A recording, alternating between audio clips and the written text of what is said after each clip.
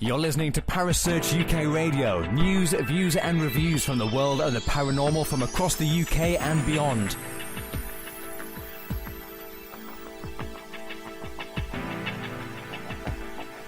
Find us on Facebook, Twitter and the World Wide Web. Parasearch UK Radio.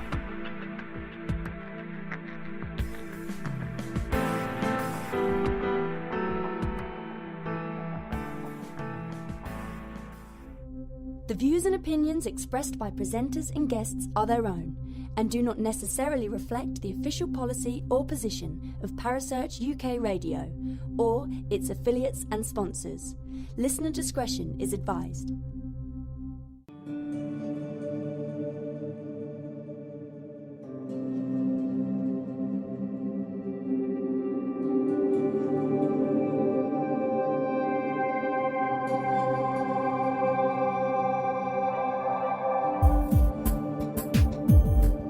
You're listening to The Spirit Dimension with your host, Kerry Greenaway, right here on Parasearch Radio.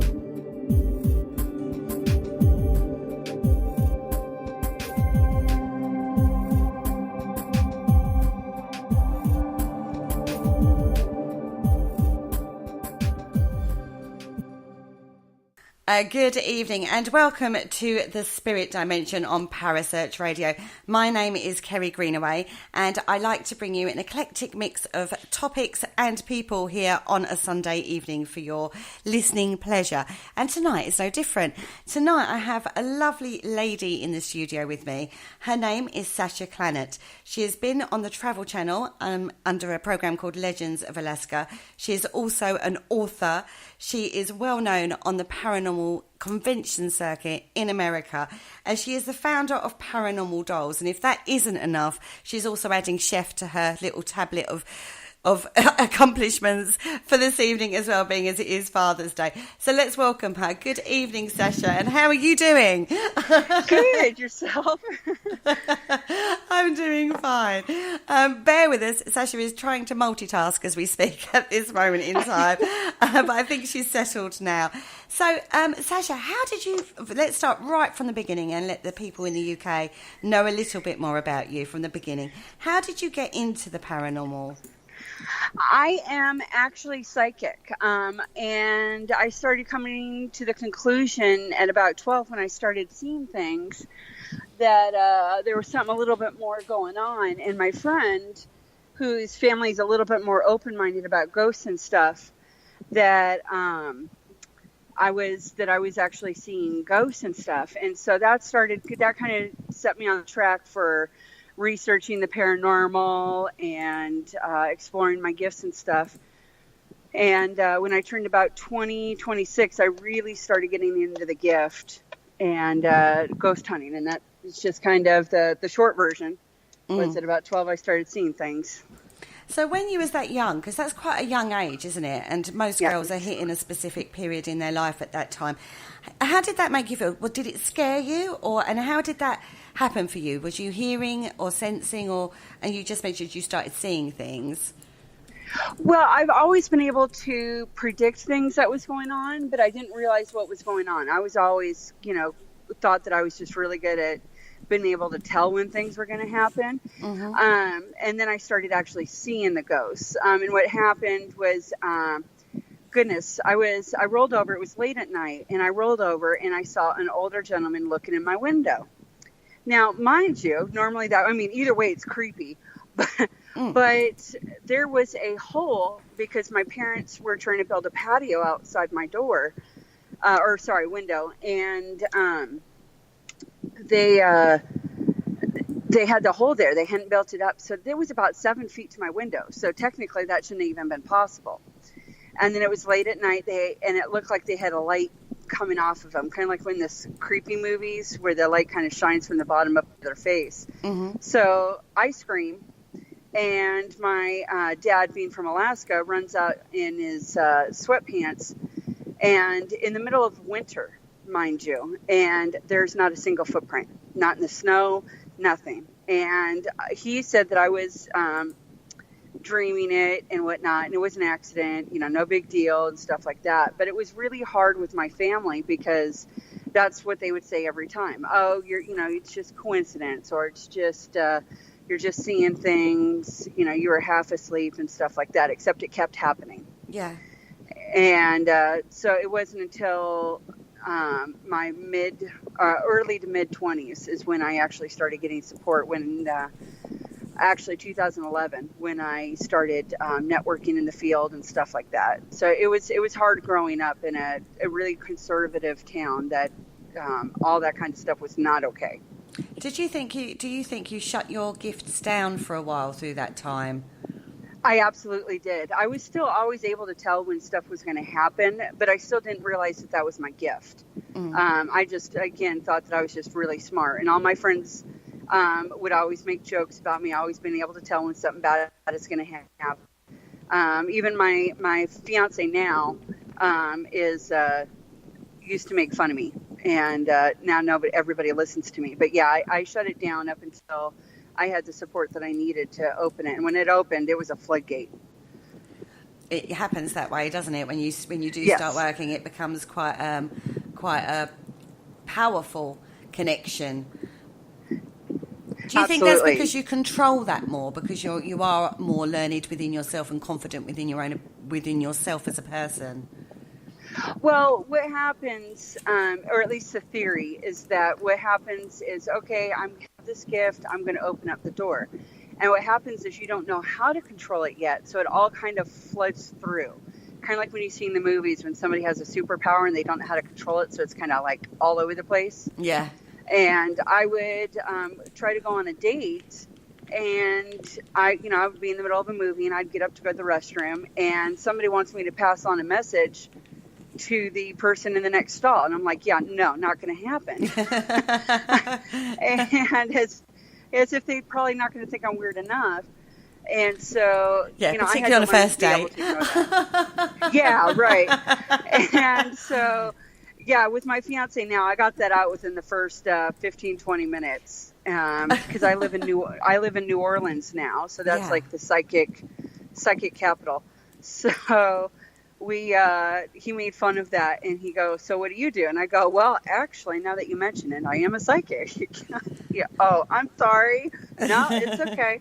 It's totally okay. That, as I say, you do live in New Orleans, which is, a Yes. fantastic place to live.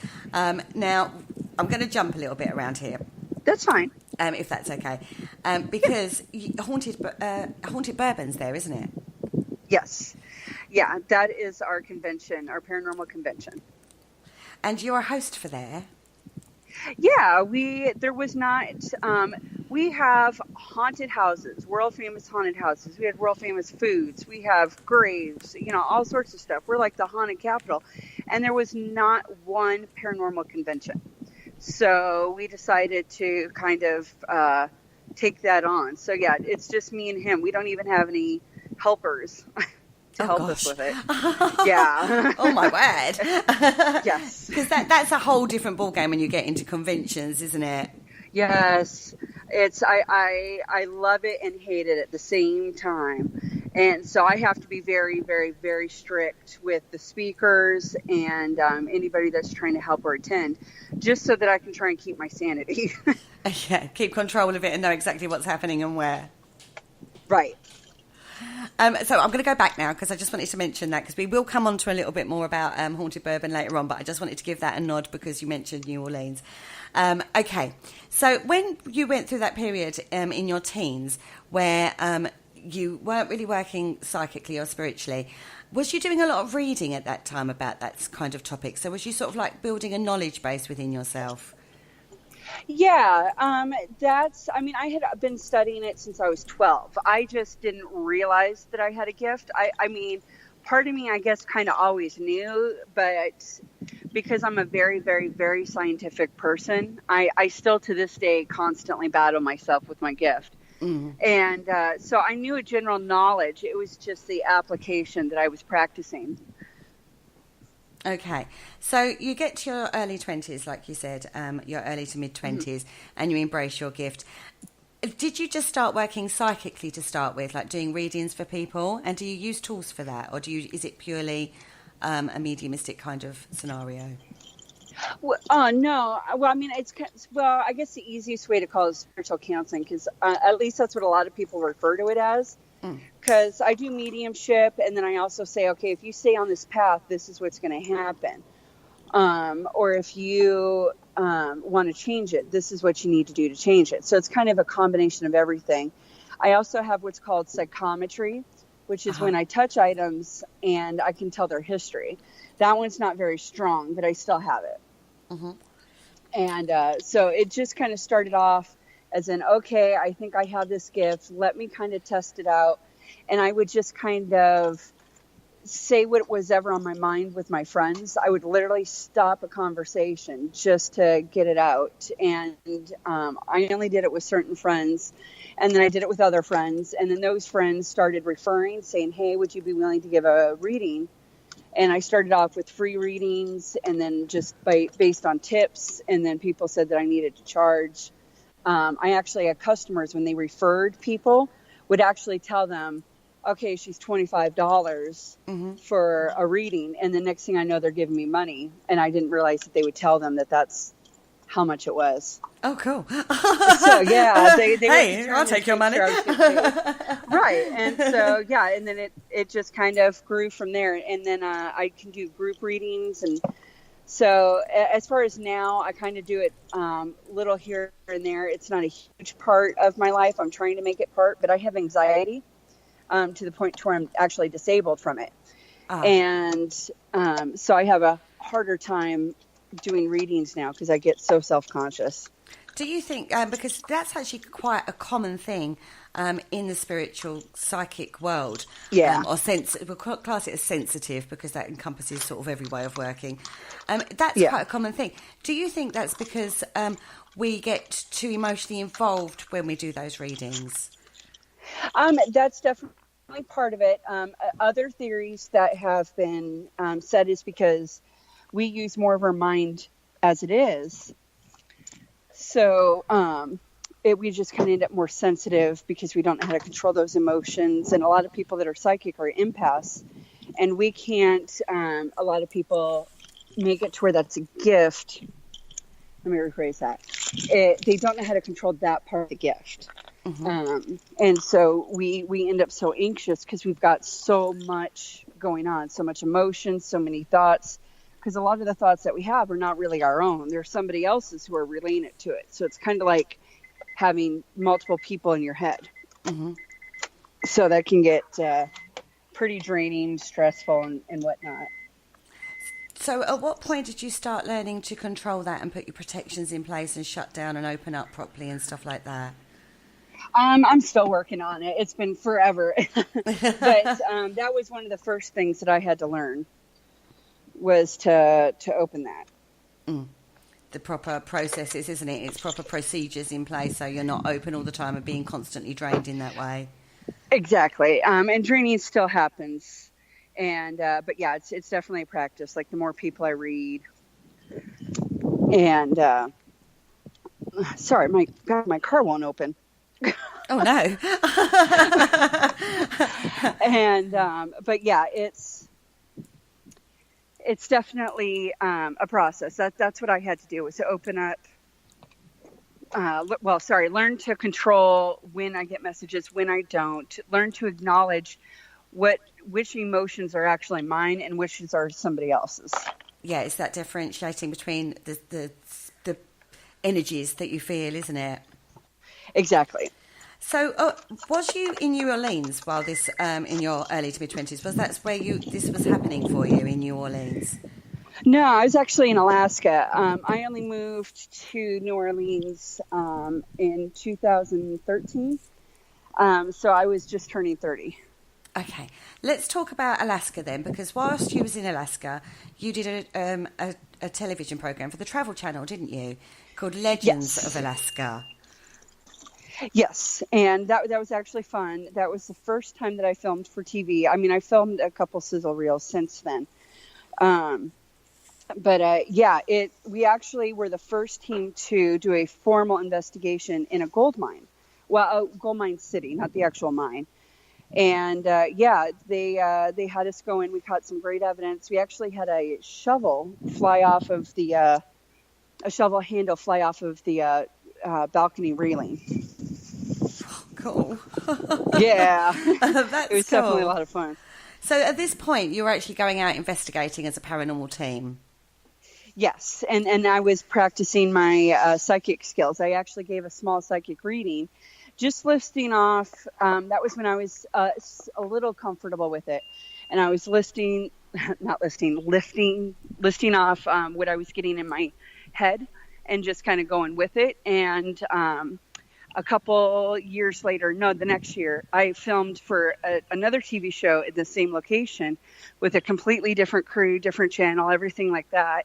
Mm-hmm. And they had a psychic of their own, and they said the exact same thing that I did. So it was very cool. That's good. That's nice verification, isn't it, when you get that? Yeah. That's cool. So when you go into a location, are you immediately open to the spirits that are around, or is it the energy of the location that you tune into first? For me, it's the energy first, and then I kind of feel around and see if I can pick up specific entities. And that's where you would focus the investigation. Right. Okay. So whilst you're up in Alaska doing all of these things, what other locations did you do? You did Gold Town. Here I did an auditorium. I did mostly residentials, but I did an auditorium, the gold mine town, and then a hotel that was haunted. It was actually known for one of the 10 most haunted locations in the U.S. And we got to go in there because it was in Alaska. Other than that, the rest of them were residential cases. Oh, okay. So how do you do residentials differently to you doing a location? Well, if it's like a public location where I don't have to worry about a client being upset, mm-hmm. then I'll focus more on the actual investigation than the client. Because usually with residentials, the clients are, usually scared or distraught. So you have to work with them as much as on the investigation. So when it's a public investigation, or not a public, but a public location, yeah, it makes it a lot easier. Yeah, you can just concentrate on the location that way, can't you? Right. Mm-hmm. So have you ever gone to a location and it's been really bad energy and you found that very hard to work in? Yes, I have. And I did finish the location. And but yeah, we definitely, on that particular case, we actually had the washing machine move out from the wall and go down the hallway a little bit. Oh, wow. I'm assuming it wasn't on. Yeah, no, it wasn't on. We even checked the plugins, and the plugin was bent from it being yanked out, so it came out in force. Oh. And we unscrewed because the owners weren't home, and we unscrewed the bottom of it to see if they had inserted some kind of like machinery to make it move on its own, and they didn't. We checked all the windows to make sure nobody came in and everything like that. So you do work hard to debunk as much as you do, except that it could possibly be an entity that's done that. Yes, any legitimate team will actually try to debunking it, because the last thing that you want to do is to have Joe Schmo come in and go, oh, it was a bug, or oh, it was the 2-year-old. And if you go through any kind of natural processes, bad wiring, bad foundation, a door open, something like that, then it actually makes you feel better when you do find something that you can't explain. Yeah, it's true. I agree. If you've looked at all the logical explanations and gone that one step further and thought outside the box a little bit, and you can't literally explain it in any way, shape or form, you're right. When you have got something you can't explain, it makes it a lot more interesting, doesn't it? Right. So you wrote a book called Liability of a Paranormal Team. Yeah. Tell me a little bit about that. Well, I've always been into the law and business, running my own business and, stuff like that. So something that I noticed with a lot of teams, at least here in the U.S., is that they don't take the law seriously when it comes to how it affects them as a paranormal team. They think, oh, no big deal. We'll just go out, get some equipment, and tell people if their houses are haunted or not. Yeah.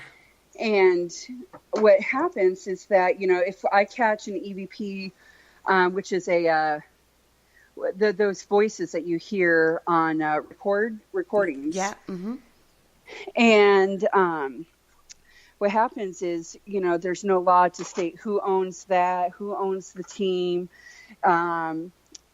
People can get sued for using somebody's photo. It's just ridiculous. And then, if somebody gets hurt, if you host an event like a Paracon or, just a public investigation that people can come to, who's at fault for if somebody gets hurt, and who owns that evidence and yada, yada, yada. So I wrote a book basically on how to set up your team and how to protect yourself if you're a team member wanting to join a team or if you're wanting to start a team. That way you have all the paperwork. That way, if you end up having to go to court, because here in the U.S., paranormal teams are starting to get called slowly. It doesn't happen very often yet, but it's picking up, where they get called into court because they say a house is haunted and it interferes with the value of the house, or they were lied to, or the client was lied to by the realtor and it's haunted and now they want to get a different house and stuff like that. So more teams are getting caught up in that. Yeah, it seems to be a growing trend and it's starting to hit the paranormal world now, isn't it? Right. So I wrote that book to try and help people protect themselves and make sure that they're also keeping the integrity of the evidence, kind of like police. The police just don't pick up whatever with their bare hands, and they make sure that there's procedures and stuff like that. Yeah, so that is something that's quite integral, like you say, in the field, because a lot of teams just buy a load of kit and start going out, don't they? Right. and that's what's been going on over here. Is it's getting bad to where people are literally not labeling anything. They're just like, oh yeah, we had this one EVP from this one location. It's cool. It's like, well, when did you take it? Where was it taken? What recorder was it from? And stuff like that. So yeah, it's getting pretty bad over here. Do you think that's damaging the paranormal field, the way those teams are working in that way? Do you think that's a damaging situation for the field? Because it's not actually adding anything to the field at all, is it? No, it's not, and it is hurting it. And I know that a lot of people in the field will disagree, because the common rebuttal is, oh, well, it's just a hobby. Nobody takes paranormal seriously. Well, you tell that to the clients that have, kids with scratch marks and stuff like that. And, the other rebuttal is, oh, well, you can't prove the paranormal, so it doesn't really matter. Well, we can't prove the paranormal if people aren't doing their procedures correctly, if they aren't taking it seriously enough to document their evidence. Because when somebody that is a scientist comes across and wants to reevaluate their evidence, they can't, because it's not valid evidence. It wasn't kept correctly and stuff. Oh, I totally agree with you. And it helps build up those, collecting the correct data is quite integral in seeing patterns. And so we can't move the field forward unless we've got the data, can we? Exactly. And unless everyone's sort of working to do that, then it becomes very messy, because who's doing what and how and when. Right. Absolutely. And that's something that I speak about when I do speak at other conventions, is keeping the integrity of evidence. And it's so far it's starting to pick up, which I'm happy about, even if it's not me that's speaking about it. Just the fact that people are slowly starting to go, oh, hey, maybe we should be a little bit more careful, so it's at least something. It's a form of educating people, isn't it, on how, yes, it is a hobby. Yes, we want to go out, we want to have fun, and we want to do it. But we also are doing this for a reason as well. We're not just wanting to be another generic team that go out. We want to progress. We want to learn. We want to, share knowledge and build up a database so we can maybe get some answers for what we're all out there searching. And this is where these kind of things come into play, isn't it? Absolutely. And that's exactly what us and a couple other investigators are constantly saying. Yes, we want people to have fun, but you have to take it seriously while you're doing it. And there's nothing wrong with taking the extra effort. And if you're unwilling to take that extra effort, then you don't need to be in the field. Mm-hmm. Yeah, we have the same sort of thing in the UK. We have teams that work in that way, and we also have teams that go out and just have fun. And that's fine. Right. But do the other stuff too, because then the people doing the research can use that too. And they're not going to nick it. They're not going to nick it and say, this is my evidence. They're nicking it, or not nicking it. They're taking it so they can add it to a research project that becomes integral in pushing the field forward. Right. And that's part of why I wrote my book, because it goes over on how to protect yourself so that you can share your evidence. It's that way if somebody does, for some reason, nix it, you know what to do. So that way you don't have to be so scared to work with other teams. Yeah. And it helps to bring to bring the field together more as well. So you're bringing the academics forward and the researchers together and the people out there doing the investigations together. And it starts putting a standard in place. Right, and that's exactly my goal. I mean, I'm not expecting, at least in my lifetime, to make it to where everything's perfect, but at least I can hope to start a chain reaction, so that at least in a generation or two, we can be taken seriously as a field. No, that's there's a movement in the UK in exactly the same way as well, pushing that way forward. So you're not the only voice out there. There's a lot of other people saying the same thing. It's becoming more of a theme, actually, Sasha. More and more of a theme, which is fantastic to hear, isn't it? Because it shows that there is that want from the paranormal community from all levels to help try and push it forward for more data collection and research purposes. Right. Yeah. And it's that'll, I know a lot of people that'll be glad to hear that it's a much bigger thing than what we thought. I mean, not that we caused it, but just that other people are thinking the same way, that it needs to be taken more seriously. And so that I know a lot of people that'll be happy about that. Yeah, I do find when I'm talking to a lot of different people in the field in the UK as well as America, that this is a drive forward for a lot of people. This mindset change is changing and pushing forward, and that is a fantastic thing to do. We love that, and keep doing what you're doing. Keep telling people how to do it as well, because education in this is key, isn't it? Because some people don't know what to do, or they know how to capture an EVP or what to do in experiment wise, but the data collection that's required, and how to log it, and how to timestamp it, and how to do those things. Yeah, exactly. I've had a lot of people who just didn't know better, and because they were told by other investigators that it's not that important. And then they've listened to a lecture of mine or heard me on a radio show and go, wow, we had no idea. How can I make improvements? Mm-hmm. And so it's a huge thing for education. It certainly is. So, okay, so when did you moved to New Orleans in 2013? How is the energy different between where you was in Alaska and where you are now? I mean, that's a huge move. Right. Yeah. The best way I can explain it is it's a lot more dense, as in like the energy. It's a lot thicker. Mm-hmm. And I mean, it's still hard to get some details and stories, just because there's so much history here. You can't really take a step somewhere and it not have some kind of history or somebody die. So it's just an intense. As far as like the community, it's a completely party city. I mean, like we have to warn people when they come down here for the convention.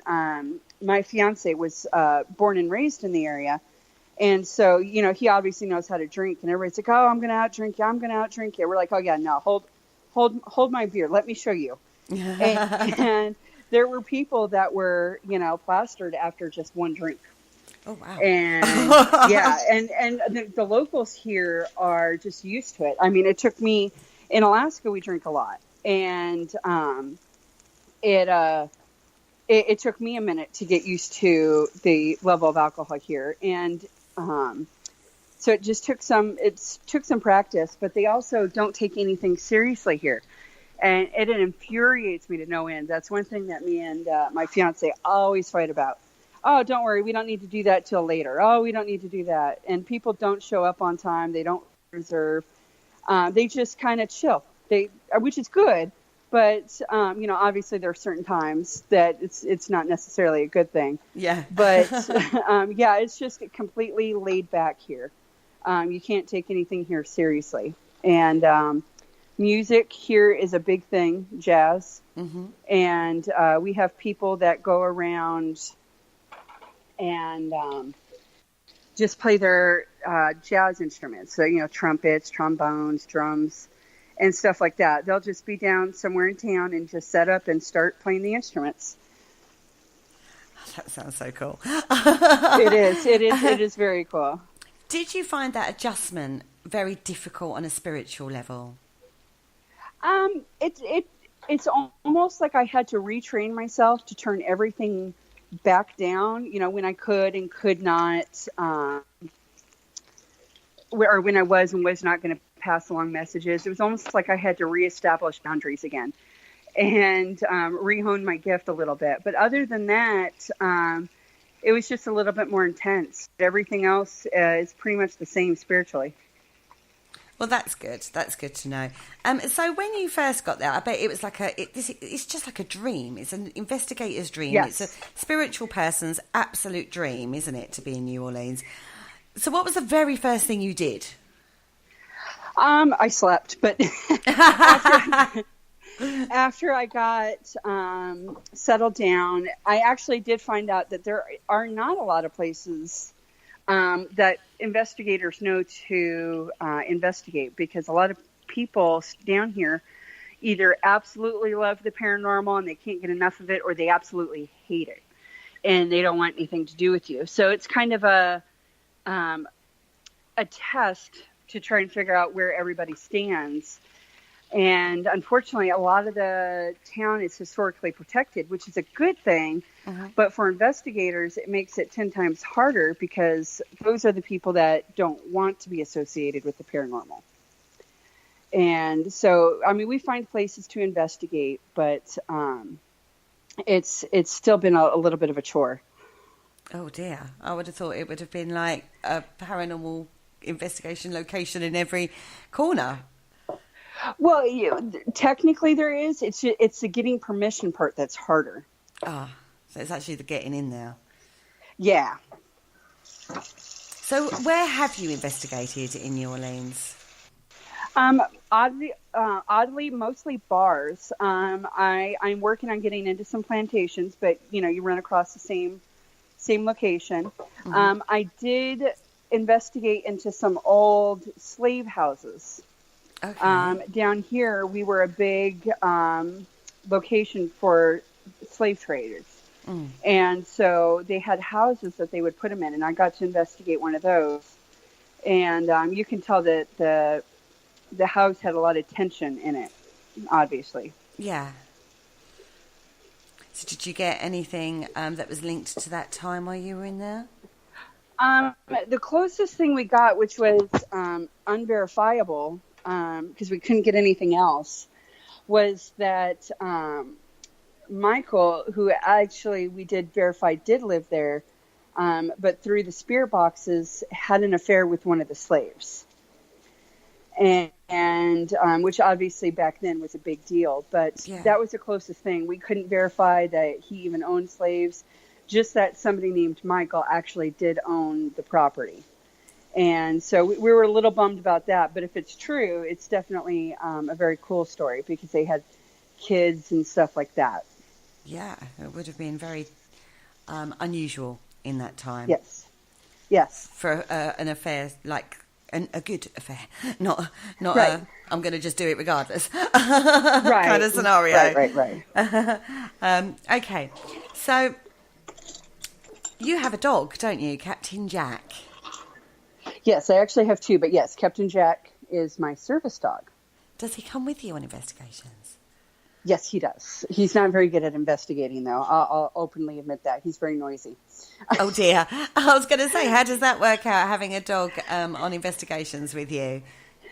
Well, he's mellow, so he chills out. He just kind of lays there and relaxes. But when you first get into the room, he sniffs. So you hear us like for a good 20 minutes. So you're trying to sit there, do an EVP session, and then you hear this dog get up and hear him sniffing on the recorders. So it's a little bit annoying. But other than that, he's very mellow. He just chills out with everybody, hops in people's laps. Does he react if there's a spirit around? He has once. Other than that, no. I just don't think that he cares. Okay. But I didn't have him when we went on to that hostile case where the washing machine moved. Okay. Because that would have been very interesting. I have seen him go into a house and pause for a minute, but I can't verify that was because of paranormal activity. He just kind of stopped, looked around like, okay, we're good. All right. And then walked in. Okay, because that's a thing at the moment as well, isn't it? Is the animal factor in the paranormal field. And again, a growing trend is to take a dog along with you to your on your investigations. I know several teams now that are starting to do that. Do you think that's worth doing, or do you think that could be something that could be, like you said, your EVP session, you've got the dog moving around and sniffing and stuff like that. It could be very difficult to capture anything without being able to discount it with the dog. It's kind of a 50-50. I think it would depend on the dog and the owner, because I think the dogs can be a very valuable tool because they can sense changes in even temperature. So if you get the dog professionally trained to bark whenever there's like a temperature change or a huge EMF field change, then that's something that could be beneficial. Or if they pick up something that's not good, then, but you would have to professionally train them. We never thought that we would take Jack onto investigations. I don't know why we didn't, but he ended up coming with us, and we didn't even think about training him not to sniff so much. So, I mean, out of all the things you think about training the dog, sniffing too hard is not really one of them. No, that's true. So it's just a matter of if you're going to properly train the dog. We actually have another dog who is going to train to take care of or take Jack's place, because Jack's 9 years old, and so he's I can't take him to conventions without him getting really, really, really tired. Okay. And so it's time for him to retire. So we're training the new one, but I don't know if we're going to be able to take him on investigations. He's finishing up his puppy stage, but he bounces around like he's a 6-week-old puppy. And so it's hard to get him to calm down. He's super, super, super smart. So I know once he's done with his service dog training, any training for the paranormal that we have him do, he will absolutely be able to do. Which is brilliant to hear. Now, you talked we've mentioned haunted bourbon, Paracon, that you do. Yep. I bet you run around like a fly all day when you're doing that. How do you cope with that? Because that's a high stress situation while you're doing Paracons, isn't it? It is. I luckily, because I did it right, anything stressful, I tell my fiance to do. So if it has anything to do with logistics, go set up the equipment.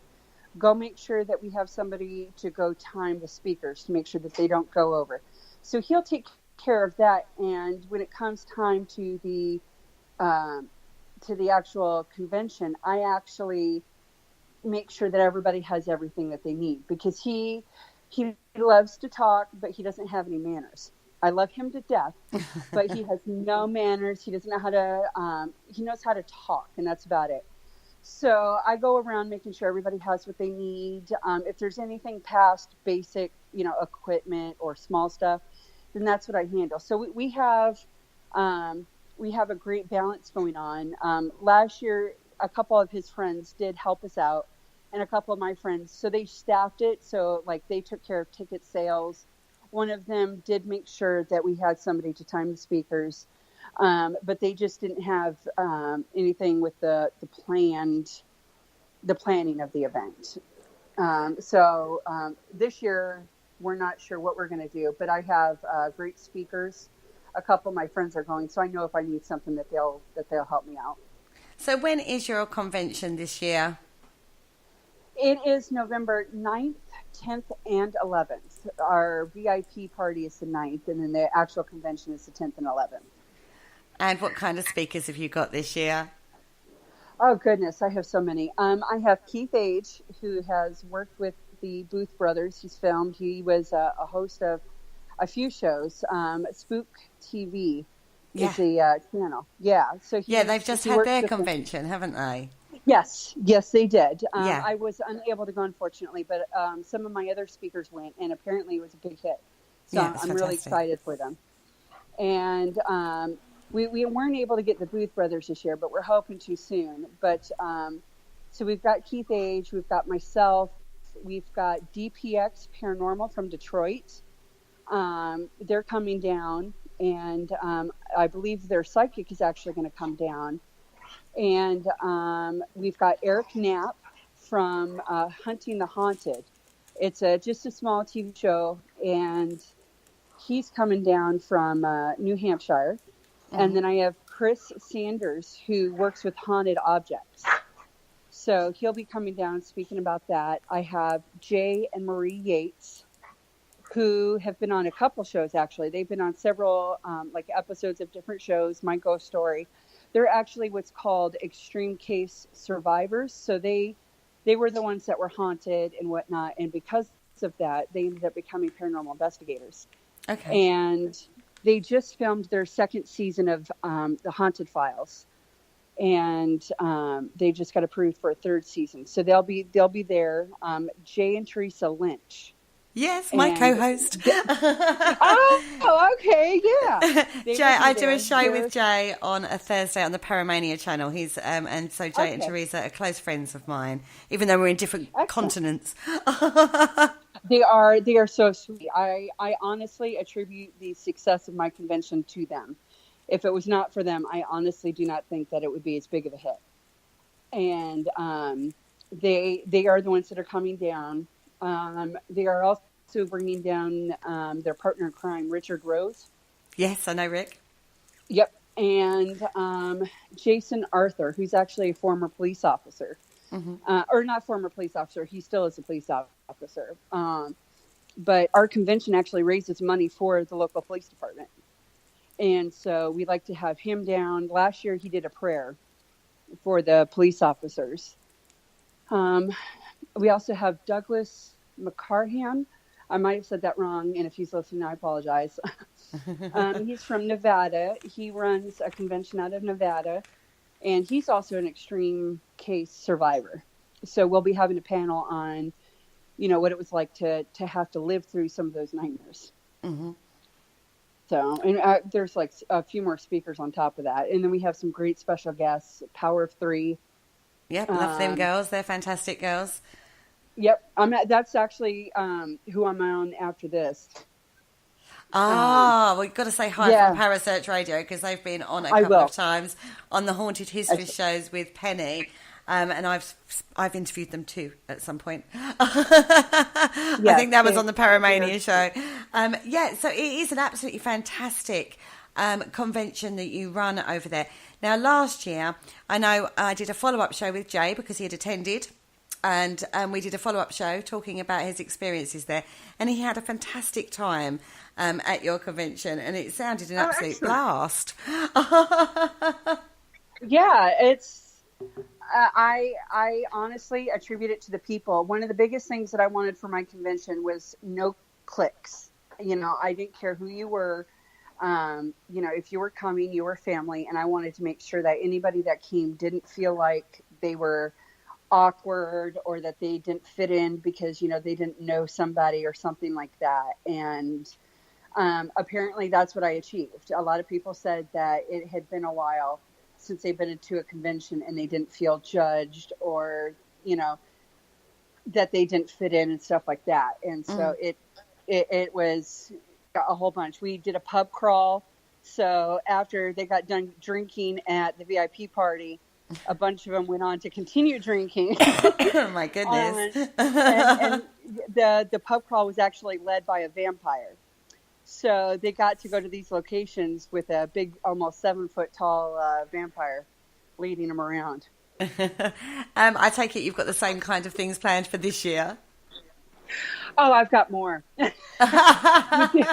we do have the pub crawl. That's always going to be something that ours does because I wanted the convention to be a big party as well as educational. Those were the two things that I demanded when I planned it.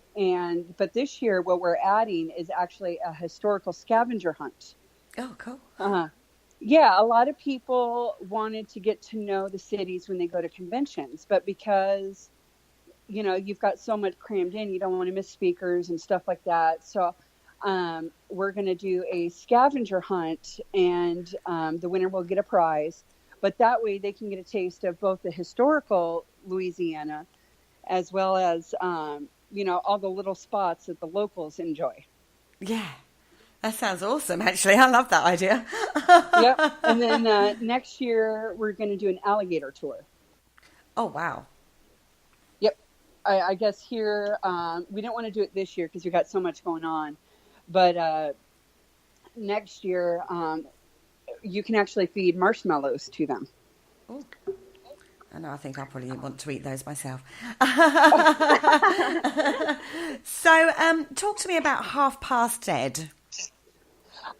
We actually stopped doing that temporarily because we got so much going on. But what that is, was a monthly investigation. And up until recently, it was at what's called Compass Point. And they had a whole bunch of houses that were really old. That's actually where the slave house was and where they had the affair. So we are going to be looking for a new location, but it was definitely a great location. And but that event actually helps support the team. That way we can keep buying equipment. And it also helps us chip in for any extra costs for the convention. And and then half of it goes to any location that we want.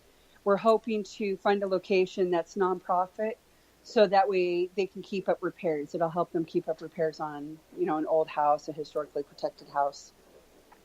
And that seems to be a drive as well in the field, doesn't it? That the teams are interested in preserving locations, and if that helps raise money by doing investigations, then that's a good thing too, isn't it?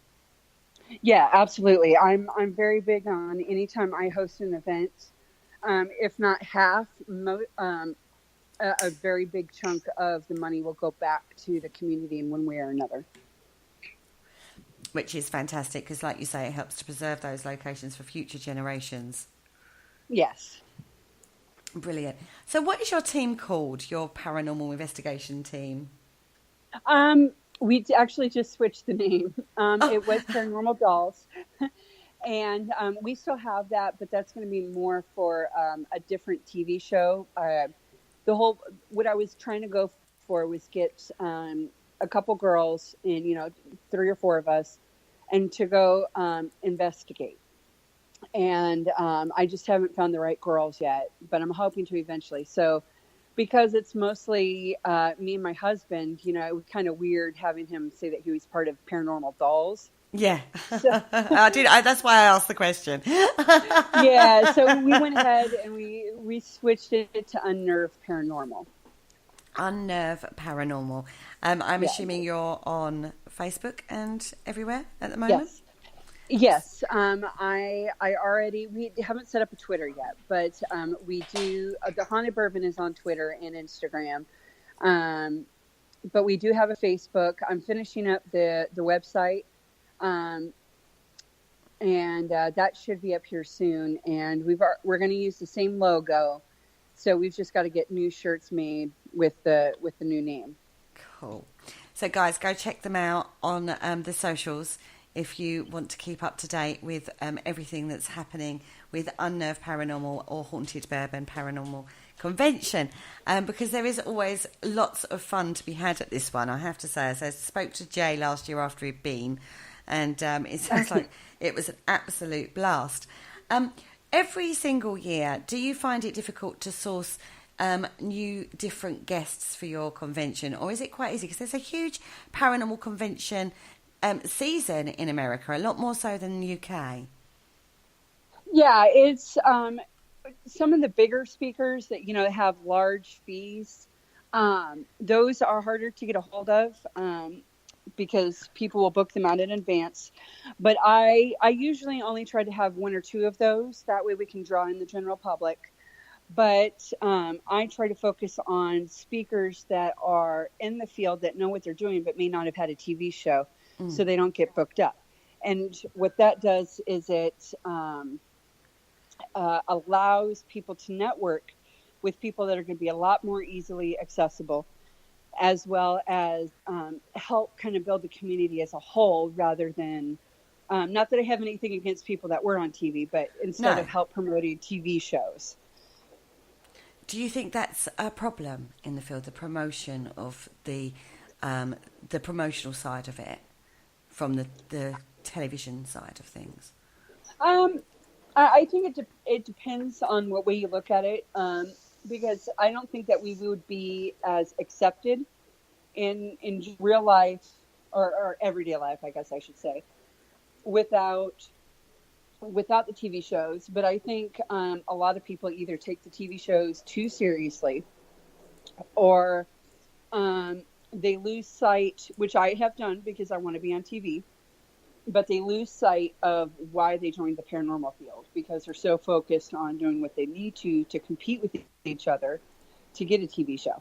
And I'm guilty of it. Mm-hmm. So I have to refocus every so often. Sometimes I think you need to do that in any field, though, don't you? I think whatever way you work, even in your spiritual field, sometimes you need to step back and actually just refocus and reconcentrate on, or reestablish your reasons as to why you're doing this. Exactly. And that's why I don't necessarily blame the TV shows, because they're there for entertainment. It's a handy tool to have to be able to say, hey, I've got this person that's on a TV show. They're coming to my event. So can you give us a good rate? So it helps in that aspect. And it helps be able to talk to clients a little bit easier. Do you know that piece of equipment that you saw on this TV show that looked like this? Mm-hmm. Okay, well, that's what we're going to use. So it's got its pros and cons, as long as you don't assume that everybody that's on the TV shows is big and evil, or that they are the ones that are completely faking evidence. Because if faking of evidence happens, it's usually the producers. I've heard this before as well. Yeah, I was talking to, we was talking to somebody the other week. I've talked to so many people, I get confused with who said what. It's crazy. But no, they said exactly the same thing. They said it tends to be the producers, and the team doesn't actually know anything about it. And if they catch somebody, they will call them out on it. Right. And it's unfortunate, because I know, like the Yates, they came last year, and they're really good people, and they would never go out and purposely fake evidence. But because they have a TV show, automatically they fall into that category of big and evil and fakes everything. So they don't have a lot of issues, luckily, or at least that I know of. But I know that the stigma is still there. It certainly does seem to be at the moment. Now, one last thing you do a lot of crocheting, don't you? Yes, I do. So you have a very creative side to yourself as too. I try. I mean, I don't think I do. Everybody tells me that I do, but I just go, oh, hey, a ghost or a skeleton would be kind of cool. So let me go find a pattern for it, and I go find a pattern that I'll be able to use and sell and crochet it. And your crocheting is called Para plushies. Yes. I that love took forever that. to come up with. It took forever. I think that took me 3 weeks to come up with because no name seemed to fit. And I had somebody that was negative in my life at that time. And I came up with that name, but they kept saying, oh no, it sounds stupid. It sounds stupid. And I'm glad I didn't listen to them because I love the name too. I think it's perfect. Yeah, I think it's cool name. Well done. Do you get time to do this? This is the question. Where do you get all your time? I'm actually on disability, and so I don't work a normal, 8-hour job like most people do. So I literally, all day long, from the moment I wake up, I am either working on a convention, I'm researching, I'm working on the team, or I'm crocheting until I go to sleep.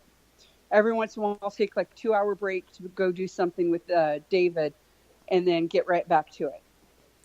That seems to be a theme too in the paranormal field from what I hear. Even if you're working an 8-hour day, you get home, you have your dinner and you sit back down and you start working again. Yep. It's a passion that's all-encompassing at times, isn't it? It is. And I've tried telling anybody that tries joining my team, listen, if you just want to come on occasion to an investigation, I can make sure that you get invites to public investigations. But if you join the team, it becomes a lifestyle. Yeah.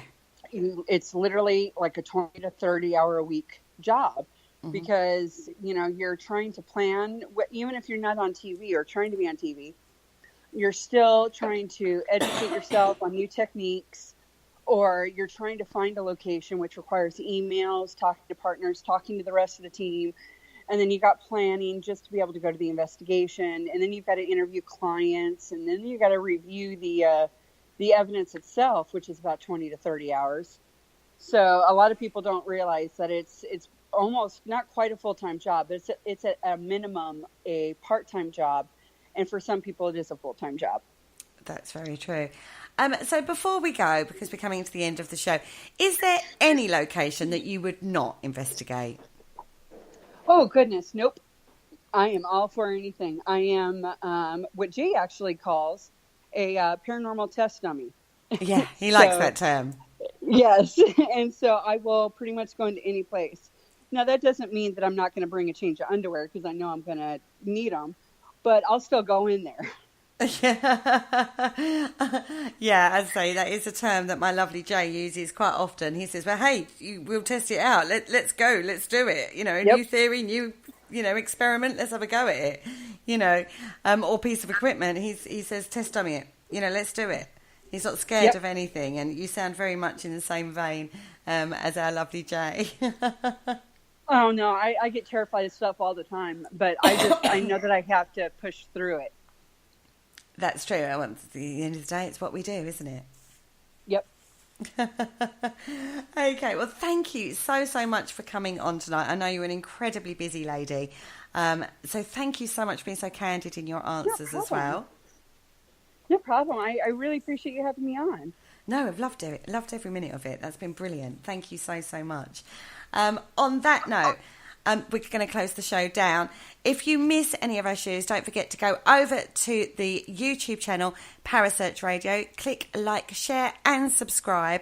And tell all your friends about us over here on Parasearch Radio. Don't forget, I'll be going live again tomorrow on the Parasearch Radio group page to give you a rundown of all the shows we've got coming up in the week. On that note, once again, thank you so much, Sasha, for joining me tonight on the Spirit Dimension. Thank you. And we'll look forward to speaking to you very, very soon. And on that note, everybody, farewell. Good night. Thank you for listening. Don't forget to join us for more shows throughout the week. Find us on Facebook, Twitter, and the World Wide Web to keep up to date with all the shows right here on Parasearch Radio.